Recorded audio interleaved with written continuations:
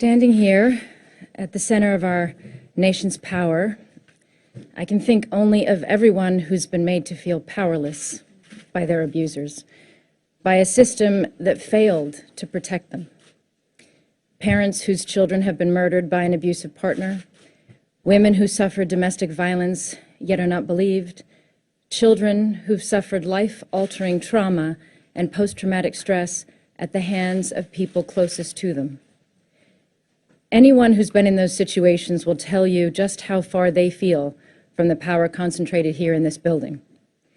The power to pass laws that might have prevented their pain in the first place. The reason that many people struggle to leave abusive situations is that they've been made to feel worthless. When there is silence from a Congress too busy to renew the Violence Against Women Act for a decade, it reinforces that sense of worthlessness. You think, I guess my abuser's right. I guess I'm not worth very much. That's why passing this law is one of the most important votes you as senators will cast this year.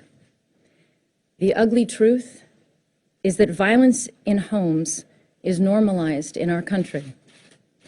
Between 4 and 7 children die daily in America from child abuse and neglect, and 800 children have been murdered by a separating parent since 2008.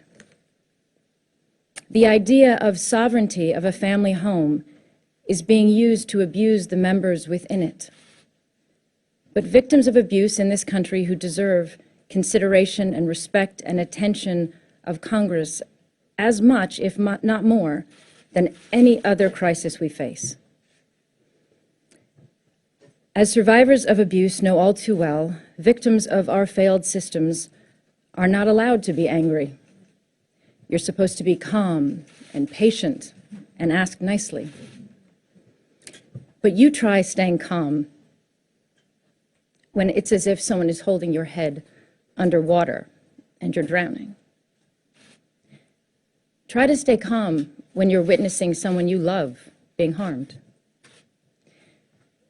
Try to stay calm if after you were strangled and you find the courage to come forward, you discover that your chances of proving the abuse are now gone because no one took into account the different ways bruising presents on black and brown skin, and they failed to check properly for signs of injury.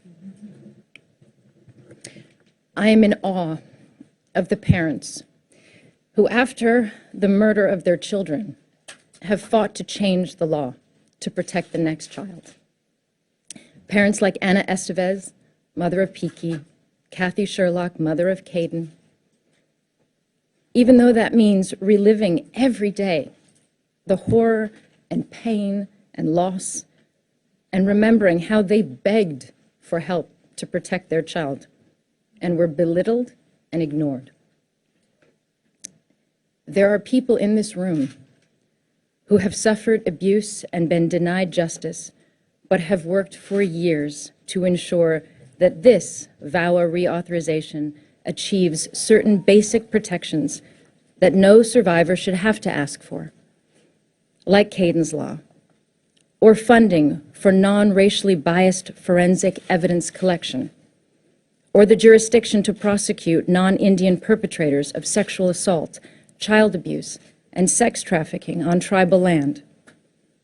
These protections are urgently needed, so I repeat, this is one of the most important votes you will cast this year in the Senate. I'm very grateful to the National Task Force to End Sexual Violence and Domestic Violence, and its many members and advocates, including Rachel, Karma, Carrie, Kelby, Condencia, and many others, for all they have done to advance survivor voices and legal protection. I am grateful to Senators Durbin, Ernst, Feinstein, and Murkowski for their leadership on this issue and for inviting me to speak. And most of all, I want to acknowledge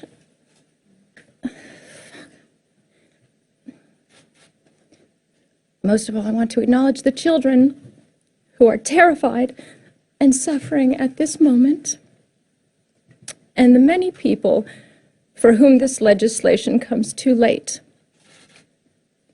The women who have suffered through this system with little or no support, who still carry the pain and trauma of their abuse, the young adults who have survived abuse and emerged stronger, not because of the child protective system, but despite it,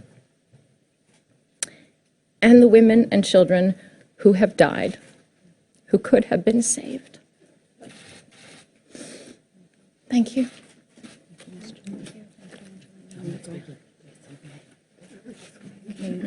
Ruth Glenn. Thank you,